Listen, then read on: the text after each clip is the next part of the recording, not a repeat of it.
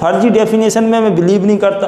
सीधी सी definition यहीं से बन रही, प्री प्लस पोजीशन, जो शब्द नाउन या प्रोनाउन के पहले आकर के उसकी पोजीशन को बता, स्थिति को बता, उसे हम कहते हैं प्रीपोजिशन। एग्जाम को डेफिनेशन से कोई लेना देना नहीं, मेन कंटेंट हमें समझना है कि प्रीपोजिशन का यूज कैसे करते हैं। जब हम प्रीपोजिशन की बात करें तो सिर्फ 3 टाइप के आपको प्रीपोजिशन सीखने हैं। नंबर 1 कौन सा है? General preposition. ये जनरल प्रीपोजिशन क्या होता? अगर हम बात करें जनरल प्रीपोजिशन की, तो जनरल प्रीपोजिशन क्या है? ये जितने भी प्रीपोजिशन जब आप पढ़ते हैं, जैसे इन है, एट है, टू है, इनटू है, ऑफ है, विद है, फॉर है, ये सारे के सारे प्रीपोजिशन, एक लंबी सी लिस्ट है, इस सारे प्रीपोजिशन आपके जनरल प्रीपोजिशन हो गए। With, at, into, of, from, by, ये सारे जनरल प्रीपोजिशन है। अब इनको पढ़ना है। दूसरा नंबर पे हमें क्या पढ़ना है? हमको पढ़ना है फ्रेजल वर्ब। क्या पढ़ना है? Phrasal verb. फ्रेजल वर्ब क्या है, जरा इनको समझ लें। फ्रेजल वर्ब यानी कि वर्ब प्लस प्रीपोजिशन। जब भी किसी वर्ब के साथ में प्रीपोजिशन जुड़ेगा, क्या जुड़ेगा? प्रीपोजिशन जुड़ेगा, तो वो एक इडियोमैटिक एक्सप्रेशन होगा, यानी कि ईडियम बन जाएगा। क्या बन जाएगा? ईडियम मतलब मुहावरा बन गया। क्या बन गया? मुहावरा। तो फ्रेजल वर्ब में क्या है? Verb plus preposition. वर्ब के साथ में कोई प्रीपोजिशन जुड़ेगा तो वो क्या बनेगा? एक ईडियम बनेगा, मुहावरा बनेगा। इससे क्या फर्क पड़ रहा? फर्क ये पड़ रहा, जैसे आपने देखा है लुक। लुक का मतलब सभी बच्चे जानते हैं, क्या होता? देखना। लुक का मतलब क्या है? ये देखना। जैसे ही आपने इसके साथ में जोड़ दिया प्रीपोजिशन फॉर, अब इसका मीनिंग चेंज हो गया, अब ये मुहावरा बन गया। लुक फॉर का मतलब क्या होता है? टू सर्च, खोजना। क्या हो गया? खोजना। आपने पढ़ा होगा।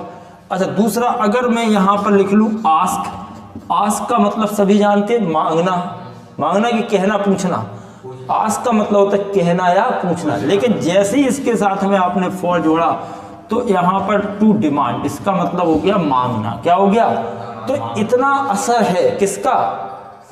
फ्रेजल वर्ब का। यानी कि जब भी किसी वर्ब के साथ में प्रीपोजिशन जुड़ेगा तो वो ईडियम बनेगा, मुहावरा, और जिसका मीनिंग फिक्स हो जाएगा। अब आप इसे ट्रांसलेट नहीं कर सकते, फिक्स मीनिंग में आ गया। अब आपने इतना सीख लिया। अगर आपने इस चीज को नहीं सीखा तो आप प्रीपोजिशन कभी अच्छे से कर ही नहीं सकते। फिक्स्ड प्रीपोजिशन, किसकी बात कर रहे हैं हम लोग? Fixed preposition. फिक्स्ड प्रीपोजिशन क्या है? जैसे यहाँ पर एक सेंटेंस लिखा, ही डाइड स्पेस कैंसर। अब ये सेंटेंस आपके सामने लिखा, पेपर में हिंट लिख दे दी हमने, इन है, ऑफ है, टू है, फ्रॉम है। बोलो क्या आएगा? अब आप इसमें कुछ कर नहीं सकते, तो इसके साथ में, डाई के साथ में हमें यहाँ लगाना है ऑफ। क्या लगाना है? ही डाइड ऑफ कैंसर, वह कैंसर से मरा। अब बच्चा क्या करता? से के अर्थ में वो फ्रॉम लगा देता, यही गड़बड़ हो जाती। यहाँ कुछ किया ही नहीं जा सकता। अगर कोई व्यक्ति बीमारी से पीड़ित होकर मर रहा है तो ऑफ ही आएगा, यहाँ कोई लॉजिक काम नहीं करेगा। ये फिक्स प्रीपोजिशन की ताकत है। अगर आपने सारी चीजें सीख ली और फिक्स्ड प्रीपोजिशन नहीं पढ़ा तो आप समझो कि आप प्रीपोजिशन टॉपिक को अच्छे से अटेम्प्ट नहीं कर सकते। जैसे एक सेंटेंस और लिख ले रहा है आपके लिए, मैंने कहा he is confident space his success. अब बताइए आप क्या लगाओगे? यहाँ भी फिक्स प्रीपोजिशन है, कॉन्फिडेंट के बाद आपको लगाना of. He is confident of his success. अब बात यह है कि मैं आपको पूरे ब्रह्मांड का ज्ञान दे दूं। किसका? पूरे ब्रह्मांड का दे दूं और वो चीज ना सिखाऊं जो पेपर पूछता है, तो मजा आएगा? नहीं आएगा। अगर मैं आपको सिर्फ वही चीज सिखाऊं जो पेपर पूछता है और ब्रह्मांड का पूरा ज्ञान ना दूं तो अच्छा रहेगा ना। तो अब हम उसी पॉइंट पर बात करते हैं कि जो पेपर पूछता है वो चीजें समझनी। पहले बात कर ले रहे प्लेस, वो प्रीपोजिशन जो प्लेस के बारे में बताते हैं। इसमें आपने लिया इन और एट, ठीक है? इन और एट, इनका यूज कहाँ करते? अगर एक और कंडीशन का हो तो ले रहे इनटू। ये 3 प्रीपोजिशन आपके सामने हैं, ठीक है? तो इनका यूज कब करते हैं? आपको बस इतना याद रखना है, इनका यूज हम करते हैं बिग प्लेस में और इनसाइड में और सराउंड में। बस 3 बातें, बिग प्लेस, इनसाइड और सराउंड में हम किसका यूज करते हैं? इनका। अच्छा, एट का यूज कब करना है? स्मॉल प्लेस, जस्ट उल्टा है, इनका यूज बिग प्लेस में और एट का यूज स्मॉल प्लेस में। एक और अच्छी बात, लोकेशन में भी हम एट का यूज करेंगे, किसमें? लोकेशन में, और एग्जैक्ट टाइम बताया गया तो भी हम एट का यूज करेंगे। इनटू का यूज कब करना है? मूवमेंट, जब किसी चीज में मूवमेंट यानी कि गतिशील होकर अंदर आ रही हो। कैसे आ रही हो? गतिशील होकर अंदर कोई चीज आ रही है तब हमें यूज करना है इनटू का, या फिर चेंज हो रहा हो तब, या फिर कन्वर्ट हो रहा हो तब हमें इनटू का यूज करना है। इतना क्लियर हो गया। अब जरा एग्जाम्पल से समझ लेते हैं। जैसे लिखा, they live space Ashok Vihar, वे अशोक विहार में रहते, झांसी में। तो देखो, अशोक विहार एक कॉलोनी है, मोहल्ला है, छोटा सा स्थान होगा, झांसी बड़ा हो गया, अशोक विहार की कंपेरिजन, इसलिए यहाँ लगा दो एट और यहाँ लगा दो इन। पहला सेंटेंस क्लियर हो गया। बोलो किसी को कोई दिक्कत? They live at Ashok Vihar इन झांसी। अगला लिखा, the watchman is standing, watchman खड़ा है, कहाँ खड़ा? गेट पर खड़ा। ये वो अपनी लोकेशन बता रहा। क्या बता रहा? ये स्मॉल प्लेस नहीं है, गेट पर खड़ा होकर के बंदा लोकेशन बता रहा। आपने कहा कि भाई आप किसी को बुला रहे हैं, आपने कहा आ जाओ मैं सक्सेस पॉइंट के बाहर खड़ा हूँ, तो you are telling him location, success point के बाहर आपने लोकेशन बताई। आपने कहा मैं मेडिकल पर हूँ, मेडिकल क्या है? लोकेशन है, मेडिकल तो बहुत बड़ा एरिया है, आप लोकेशन बता रहे। बस स्टैंड पर लोकेशन बता, रेलवे स्टेशन पर होकर के लोकेशन बताए आप। अच्छा, जब आप अंदर होते, जैसे क्लास में, आपने कहा सक्सेस पॉइंट मैं खड़ा हूँ, सक्सेस पॉइंट के अंदर अगर आप तो इन आ जाएगा, क्योंकि वो अलग मैटर हो गया। लेकिन अगर आप इनसाइड के सेंस में, लेकिन आप अगर बाहर खड़े हैं, किसी को आपको बुलाना है कि भैया आप यहाँ आ जाओ, मैं सक्सेस पॉइंट के बाहर खड़ा हूँ, तो आप उसको लोकेशन बता दो। Clear? She is sitting space the car, अब कोई व्यक्ति कार में बैठा है तो इनसाइड का अंदर बैठा, क्या बैठा? तो आप यहाँ क्या लगाएंगे? इन। हाँ, नेक्स्ट लिखा, सी मेट मी, वह मुझसे मिली कॉफी शॉप पर। कॉफी शॉप एक लोकेशन बताई गई है, कॉफी यानी वो कॉफी शॉप के अंदर बैठी, लेकिन कॉफी शॉप पर मिली। कॉफी शॉप एक लोकेशन दे रहा है कि यहाँ आ जाओ, 10-12 दुकानें, लेकिन आपने कहा कॉफी शॉप वाली दुकान पर आना, लोकेशन है, एट का यूज हो जाएगा। किसका? अच्छा, आई मेट हिम CCD, ये भी एक जगह है, आप यहाँ लोकेशन दे रहे हैं, एट का यूज हो गया। अगला लिखा, नैना इज लिविंग, नैना रह रही है, कहाँ रह रही? लाल चौक, जयपुर। जयपुर एक सिटी है, लाल चौक एक छोटा मोटा मोहल्ला है, तो यहाँ लगाया एट, ये लग गया, यहाँ भी एट। और राजस्थान एक स्टेट है, राज्य, इसलिए हम यहाँ लगाएंगे इन। बोलो समझ में आ रहा? यानी कि जब आपके सामने ऐसा सेंटेंस दिया हो जिसमें दो प्लेस का जिक्र हो, तो छोटे के पहले एट, बड़े के पहले इन। जैसे पहले में छोटे के पहले एट, बड़े के पहले, लेकिन लास्ट वाले में क्या लिखा? यहाँ दो छोटे प्लेस दे दिए और एक बड़ा है, तो ऐसे में सबके पहले एट लगा देना, लास्ट वाले में इन लगा देंगे। तो ये आपने अभी समझा इन और एट के यूज को। अब ऐसे मत पढ़ना, जैसे बच्चे मोस्टली कैसे पढ़ते हैं, इनका प्रयोग अंदर के अर्थ में करते हैं, इनटू का प्रयोग और अंदर के अर्थ में करते हैं। ये कौन सी नालायकपन की बात है? ये कौन सी बात है? ये नहीं, इनका यूज बिग प्लेस, इनका यूज बिग प्लेस, इनसाइड और सराउंड, बस इतनी याद रखना है। इनका यूज बिग प्लेस, इनसाइड और सराउंड के अर्थ में करते हैं, यानी कि जब कोई चीज कैसी हो, इनसाइड अंदर हो, सराउंड हमें चारों ओर से घेरी हो, या फिर बिग प्लेस की बात हो। एट का यूज हम लोग कब करेंगे? स्मॉल प्लेस में करना है, लोकेशन में करना है, एग्जैक्ट टाइम बताया गया हो तब करना है। यहाँ तक क्लियर हो गया ना? अभी मैं कुछ और एग्जांपल दे। इनटू का यूज कब करेंगे? जब मूवमेंट की बात की जाए, या चेंज या कन्वर्ट की। तो कुछ और एग्जांपल्स देते हैं, उनसे हम इस चीज को समझ लेंगे। अब आगे की चीजों को समझने के लिए एक सिचुएशन क्रिएट करते हैं, ठीक है? सिचुएशन क्या है? Situation number 1। सिचुएशन क्या है, इसको जरा ध्यान से समझें। आपके सामने एक कोई क्या है? एक बैल है। क्या है? बैल है। एक कुआ है। क्या है जी? कुआ है, और इसमें ये भरा है, पानी भरा। अब होता क्या है, एक जो फ्रॉग है, ये जमीन है, लेवल जमीन का है, ये जमीन का लेवल, इसके अंदर बैल है। तो एक फ्रॉग क्या करता है, यहाँ से कहीं से आता है, यहाँ कूद के आया, फिर जंपिंग की और फिर यहाँ आया, और एकदम एक किनारे पर आता, फिसल के धड़ाम से नीचे गिर गया। अब आप बताओ कौन से प्रीपोजिशन का यूज करेंगे? इनटू का यूज होगा। क्यों? क्योंकि मूवमेंट हो रहा है, यानी कि जब कोई चीज गतिशील होकर अंदर आ रही हो, बाहर से अंदर आ रही है तो हम किसका यूज करेंगे, इनटू का। The frog fail into the well, यानी कि फ्रॉग जो है कुएं के अंदर गिर गया। बाहर से कोई चीज अंदर आएगी तो हम हमेशा इनटू का यूज करेंगे। मूवमेंट हो रहा है, क्या हो रहा, या इसको कह दो डिस्प्लेसमेंट हो रहा है, यानी कि कोई बाहर से कोई चीज अगर अंदर आती है तो हमेशा इनटू का यूज होगा। The frog fail into the well. अब यहाँ पर देखो इट इज 9, ये क्या है, टाइम है, एग्जैक्ट टाइम बता रहे तो 8 9 हो गया। इट इज 8, ये भी एग्जैक्ट टाइम है 9:40 AM, तो अभी आप 8 का यूज करेंगे। अगला लिखा चेंज दिस वैल्यू। अब अगर कोई चीज चेंज ही हो रही है तो हम किसका यूज करेंगे, इनटू का, क्योंकि चेंज हो गया। यहाँ देखो ही जंप्ड इनटू, यहाँ पहले ही से लिख गया ही जंप्ड इनटू द रिवर, तो क्या है, कोई बाहर से अंदर ही तो आया, बाहर से कोई व्यक्ति नदी के अंदर कूद गया, तो हम किसका यूज करेंगे, मूवमेंट होगा, डिस्प्लेसमेंट होगा, इनटू का यूज होगा। क्लियर, समझ रहे ना। तो इस तरीके से ये तो सिचुएशन नंबर 1 आपने समझी।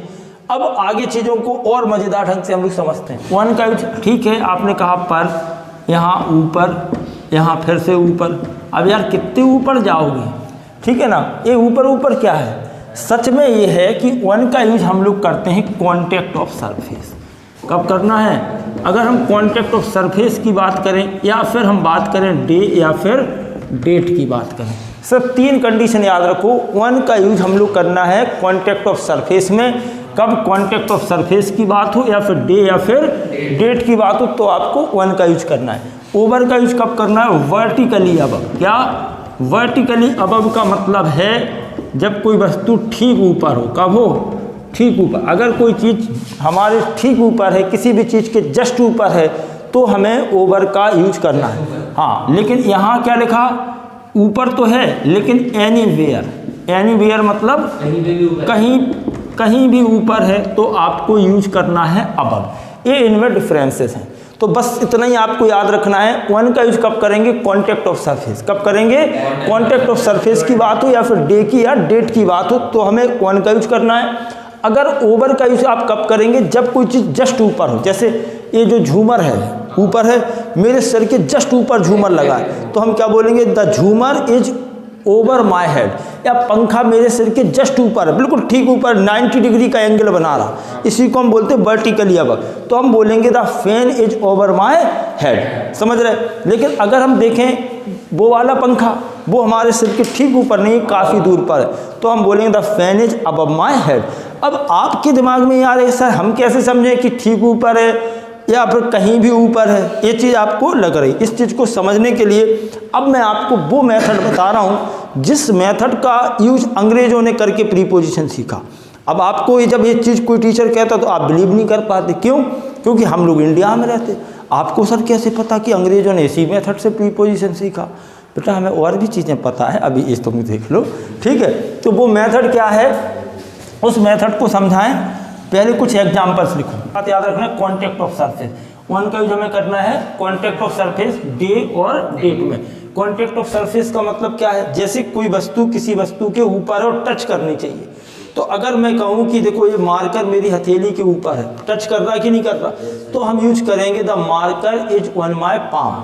समझ रहे, टच करना चाहिए। लेकिन अगर ये कोई वस्तु ऊपर है तो हम क्या करेंगे, ठीक ऊपर है तो ओवर, वो कहीं भी ऊपर है तो अब मेरी बात समझ रहे। फिर से देखो, अगर मैंने कहा मार्कर मेरी हथेली के ऊपर है, टच कर रहा है, कांटेक्ट ऑफ सरफेस बना रहा, तो हम यूज करेंगे 1, the marker is on my palm. लेकिन मार्कर मेरी हथेली के जस्ट ऊपर है, इस तरीके से, तो हम क्या बोलेंगे, the marker is over my palm. मेरी हथेली के वो ओवर है, यानी कि ठीक ऊपर। लेकिन अब अगर मैं कहूँ अब मार्कर मेरी हथेली के अबव है, the marker is above my palm. इधर क्लियर। अच्छा, डाउन का मतलब क्या है, कोई चीज किसी वस्तु के नीचे है लेकिन वो फुल्ली कवर्ड नहीं है, तो हम यूज करेंगे किसका, अंडर का। अभी इसका एक एग्जांपल समझाएंगे। तो जैसे हमने कहा the rat is space the table. Rat जो है टेबल, अब आप देखो टेबल कहाँ है, ये क्या रैट टेबल के जस्ट नीचे है, रैट टेबल के जस्ट नीचे है, जस्ट है या कहीं भी नीचे है। दूसरी बात है फुल्ली कवर्ड नहीं है। जब भी कोई चीज टेबल के, बेंच के, स्टूल के नीचे होती तो हम उसे देख सकते ना, क्योंकि उसमें पैर लगे रहते और उनके अगल बगल से देखा जा सकता। ये चीज फुल्ली कवर्ड नहीं है, तभी आपको अंडर का यूज करना है। तो द रैट इज आप क्या लगाएंगे, अंडर द टेबल। बोलो समझ में आ गया। अंडर क्या लिखा, अंडर नीचे के यूज में, बट नॉट फुल्ली कवर्ड। क्या देखो इस टेबल ने रेड को फुल्ली कवर किया? नहीं। आप यहाँ अगल बगल से देख सकते हैं। अगला क्या लिखा था? Fan is space the man. Fan जो है क्या मैन के जस्ट ऊपर है क्या? फैन मैन के जस्ट ऊपर है क्या? तो जस्ट ऊपर, अगर कोई चीज किसी वस्तु के ठीक ऊपर है, वर्टिकली अबव है, 90 डिग्री के एंगल पर है, तो हम किसका यूज करेंगे? तो यहाँ पर आपका प्रीपोजिशन क्या लग जाएगा? ओवर। बोलो कोई दिक्कत नहीं में? तीसरा देखो, the fan is space the snake. Fan क्या देखो स्नैक के जस्ट ऊपर फैन है क्या? नहीं है, कहीं और ऊपर है, कहीं और ऊपर है। अगर कोई चीज कहीं और ऊपर, एनीवेयर कहीं भी ऊपर है, तो यहीं पर हमें क्या लगाना है? अबव लगाना। क्या लगाएंगे? अबव लगाएंगे। नेक्स्ट देखो, an apple is space the table. Apple जो है वो टेबल पर है, एक कॉन्टेक्ट ऑफ सरफेस बना रहा। क्या बना रहा? एप्पल देखो इस टेबल की सतह पर टच हो रहा, कॉन्टेक्ट ऑफ सरफेस बना रहा, इसलिए आप क्या लगाओगे? On the table. बोलो कोई दिक्कत है क्या? अच्छा, अब यहाँ लिखा अ phone is space the table. Phone जो है टेबल के ऊपर है, कॉन्टेक्ट ऑफ सरफेस बना रहा, यहाँ भी क्या लगाएंगे? ऑन। तुम्हें मजाक लग रहा है ये फोन? तुम्हें मजाक क्यों लग रहा? तुम्हें लग रहा कि ऐसे ही है? बेटा देखो एप्पल के बगल में रखा, इसलिए इसका नाम है एप्पल आईफोन। हाँ समझा? तो तुमने मजाक समझ, तो ऐसे ही फोन है। आगे समझो। हाँ, we will meet in space Monday. Monday क्या है बेटा? डे है। मंडे क्या है? डे। अगर हम डे की बात करें तो क्या लगाएंगे? On. She will attend the class 1 January. 1 January क्या है? डेट। क्या लगाएंगे? ऑन लगाएंगे। समझ गए ना? ये दुनिया की सबसे शानदार मेथड है, इसको कहते हैं परसेप्शन मेथड। यानी कि प्रीपोजिशन जैसे टॉपिक को समझने के लिए दिमाग में चित्र बनाया जाता। किताब में चित्र नहीं बनाना, ये तो मैंने समझाने के लिए बनाया। पेपर में तुम चित्र थोड़ी बनाओगे। जैसे ही तुम्हारे सामने पेपर आएगा, क्वेश्चन आएगा, आपके दिमाग में परसेप्शन होगा। अब इसकी मेथड आपके दिमाग में आएगी। ठीक ऊपर ओवर, ठीक ऊपर ओवर, कहीं भी ऊपर above, contact of surface on. Date की बात करें, अंडर कब लगाना है? नीचे, लेकिन फुल्ली कवर्ड ना हो। अब मैं एक बहुत शानदार चीज आपको बताने जा रहा हूँ जो आपने सुने ही नहीं है, हाँ लेकिन किताबों में पढ़े देखे हैं, और किसी भी टीचर ने आपको फुल्ली एक्सप्लेन नहीं किए। चलो उस पार्ट को देखते हैं। डाउन का मतलब भी है नीचे। लो भाई साहब सीख लो नीचे से। अब नीचे से सीखो, सीख गए? ठीक है। अब तुम नीचे के चक्कर में बर्बाद हो जाओगे। अब बच्चा लगा रहा, अबे तो अंडर पर पता था, अंडर का मतलब नीचे होता, अब इतने नीचे, अब कितने नीचे जाए। इसलिए ये मेथड से बेहतर है। आपको क्या सीखना है? यहाँ मैंने क्या सिखाया? But not fully covered. अगर कोई चीज़ फुल्ली कवर्ड नहीं है तो यूज करो। और दूसरी बात, एक चीज़ और अगर आप सीखना चाहते हैं, कवरिंग सेंस में भी इसका यूज हम कर सकते हैं। दूसरा, अंडरनेथ का यूज हमें कब करना है? Fully covered. कब करना है? फुल्ली कवर्ड में। और बीनीथ का भी यूज हमें कब करना है? Fully covered. यानी कि ये दोनों एक ही हैं, ये दोनों एक ही। बिलो, बिलो का यूज कब करना है? जब कोई चीज़ लेवल में, लिस्ट में, लेवल में, लिस्ट में, बिल्डिंग में, या पार्ट्स ऑफ बॉडी में, इसमें नीचे है तो करना है। To express downwards. अभी सब बता दें। अब हमारे सामने 5 प्रीपोजिशंस हैं जिनका यूज हम लोग नीचे के अर्थ में करते हैं, इसलिए बड़ी कंफ्यूजन वाली बात है। आपको समझना है अंडर का यूज कब करना है? नीचे के अर्थ में। अंडर का यूज कब करना है? नीचे के अर्थ में। लेकिन ध्यान रखना, बट नॉट फुल्ली कवर्ड। अगर कोई चीज़ फुल्ली कवर्ड नहीं है तो आपको अंडर का यूज करना है, या फिर कवरिंग सेंस की बात हो तब भी हम अंडर का यूज कर सकते हैं। नेक्स्ट लिखा अंडरनेथ। अंडरनेथ का यूज कब करना है? नीचे के अर्थ में, फुल्ली कवर्ड। यहाँ कोई चीज़ पूरी कवर होगी। तीसरा लिखा बीनीथ। बीनीथ और जो अंडरनेथ है सेम यूज हो जाते हैं, फुल्ली कवर्ड में यूज होगा। बिलो का यूज कब करना है? जब कोई चीज लेवल में, किसमें? लेवल में नीचे हो, लिस्ट में नीचे हो, या फिर बिल्डिंग में नीचे हो, या फिर बॉडी पार्ट्स में नीचे हो। डाउन का यूज कब करना है? To express downwards. अगर कोई चीज नीचे की तरफ जा रही है तो हमें यूज करना है। ये जो है टेबल के नीचे तो है लेकिन फुल्ली कवर्ड नहीं है, टोटली कवर्ड नहीं है। आप यहाँ वहां से बिल्डिंग को देख पा रहे हैं। लेकिन अगर मैं आपके सामने यहाँ इस तरीके से कोई चित्र बनाऊं, आप देख पा रहे होंगे। अच्छा, इसके नीचे मैंने एक सिक्का रख दिया। क्या रख दिया? अब आप सिक्के को देख पाएंगे क्या? सिक्के को देख पाओगे? अच्छा हाँ, फुल्ली कवर्ड हो गया। क्या हो गया? फुल्ली कवर्ड हो गया। अगर यहाँ मान के चलो ये कोई आपने लैपटॉप वगैरह कुछ भी रखा और इसके ऊपर आपने तकिया रख दिया या कोई चीज़ चद्दर अद्दर रख दिया, तो ये आप इसको देख पाएंगे क्या? नहीं देख पाएंगे, ये टोटली कवर्ड हो गया। अगर कोई चीज़ टोटली कवर्ड है तो हमें या तो यूज करना है अंडरनेथ का या फिर करना है बीनीथ का, और टोटली कवर्ड नहीं है तो हमें यूज करना है अंडर का। फिर आगे बढ़ेंगे तो जैसे एग्जांपल देखो, my sister sitting space banyan tree. अब मान के चलो ये कोई पेड़ है, क्या है? अब मेरी बहना यहाँ इसके नीचे बैठी है, इसके नीचे बैठी है, तो अब ये बताओ ये नीचे है, फुल्ली कवर्ड तो नहीं, हम कहीं से भी देख सकते हैं, तो हम इसमें किसका यूज करेंगे? My sister sitting under the tree. पेड़ के नीचे बैठी, हम उसे देख पा रहे हैं, ठीक। पेड़ ने उसे कवर नहीं किया, ढका नहीं है। रवि इज हाइडिंग, रवि जो है छिपा है बेड के नीचे। आप ऐसे करके देखोगे तो आप रवि को देख पाएंगे, फुल्ली कवर्ड नहीं हो रहा, तो हम यूज क्या करेंगे? अंडर का यूज करेंगे। अगला लिखा देयर इज अ माउस। अब माउस का तो आपने समझ ही लिया, देखो भैया माउस है किसके नीचे? टेबल के नीचे, फुल्ली कवर्ड नहीं है, तो हम क्या लगाएंगे? अंडर। क्या लगाएंगे? यू वर्क स्पेस मी, आप मेरे नीचे काम करते, तो क्या मैं उसे तुम्हें कवर थोड़ी कर रहा हूँ, आप मेरे नीचे काम करते, थोड़ा एक्सेप्शनल है, अंडर का यूज होगा, ठीक है। अच्छा नेक्स्ट क्वेश्चन लिखा था photograph is space my book. अब बताओ फोटोग्राफ जो है मेरे बुक के नीचे दबी है, आपने बुक के नीचे फोटोग्राफ रख दी तो फुल्ली कवर्ड हो जाएगी, दिखेगी नहीं, तो क्या लगाओगे? या तो लगाओ अंडरनेथ या लगाओ बीनीथ, तुम्हें जो अच्छा लगे वो लगाओ। मुझे अंडरनेथ ठीक लगा तो अंडरनेथ लगा दिया। अगला देखो कॉइन इज स्पेस गिलास। अब बताओ ये कॉइन जो है गिलास के नीचे फुल्ली कवर्ड है, दिख रहा आपको? नहीं दिख रहा, तो क्या लगाएंगे? अंडरनेथ लगा दो, या जिसको बीनीथ अच्छा लगता है तो वो बीनीथ लगा दो, कोई दिक्कत नहीं, ठीक है जी। There is something special, lid के नीचे कोई है। लिड क्या होता? जैसे मान चलो ये कोई चीज़ है, इसको मैंने लिड कहा, इसके नीचे कोई चीज़ अगर रख दी जाए, लिड का मतलब क्या है? There is something space lid, lid के नीचे क्या है? लिड के नीचे क्या है? तो लिड का मतलब क्या होता?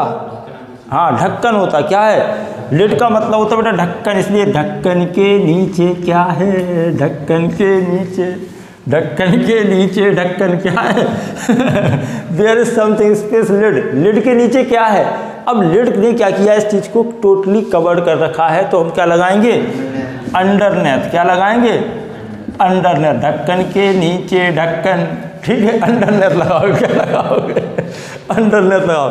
What is there space this carpet. अब कोई चीज़ कारपेट के नीचे है, टोटली कवर्ड हो जाएगी, अंडरनेथ या बीनीथ। चलो भाई आप लोग कह रहे हैं तो बीनीथ लगा दिया, अंडरनेथ भी लगा सकते हो। अब जरा अगला क्वेश्चन देखो, my name is space your name in the list. List की बात हो गई भाई साहब, देखो लिस्ट लिस्ट लिस्ट लिस्ट में क्या लगाते हैं? बिलो। मेरा नाम लिस्ट में तुम्हारे नाम के नीचे है, तो आपको लगाना यहाँ है बिलो। अब लगेगा बिलो।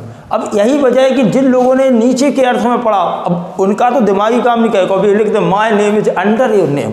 क्या भाई मेरा नाम तेरे नाम को ढक रहा है क्या? तो आपको समझना है my name is below your name. His house space your house, उसका घर तुम्हारे घर से नीचे है, तो अब यहाँ बिल्डिंग की बात हो रही, तब भी हम क्या लगाएंगे? बिलो लगाएंगे। The eyes are space forehead. अब देखो ये हमारा है माथा, माथे के नीचे क्या है? आइज, आंखें हैं। क्या है? आंखें हैं। तो बॉडी पार्ट्स की बात हो गई, देखो पार्ट्स ऑफ बॉडी की बात हो गई, क्या आएगा? बिलो आ जाएगा। अगला अगर हम देखें द प्राइसेस आर गोइंग, अब यहाँ डाउनवर्ड्स की बात आ रही, प्राइस नीचे गिर रहे हैं, कीमतें नीचे गिर रही हैं, इसलिए हम क्या लगाएंगे? डाउन लगाएंगे। वाटर लेवल भी नीचे जा रहा है, क्या आएगा? डाउन आएगा। तो आई होप अभी आपने down, underneath, beneath, below, down, ये सारी चीज़ों को अच्छे से समझा, और भी मैंने जो चीज़ें प्रीपोजिशन टॉपिक में समझाई सबको बढ़िया से समझ में आई हैं। अगर आप न्यू हैं तो चैनल को सब्सक्राइब कीजिए, और अगर अभी तक वीडियो को लाइक शेयर नहीं किया तो लाइक शेयर जरूर करिए। ऐसा बहुत सारा मज़ेदार कंटेंट हमारे चैनल पर आपको देखने को मिलता रहता है। Thank you so much. मैं मानवेंद्र यादव सर आप सभी का स्वागत करता हूं अपने YouTube channel English with Manvendra sir पर।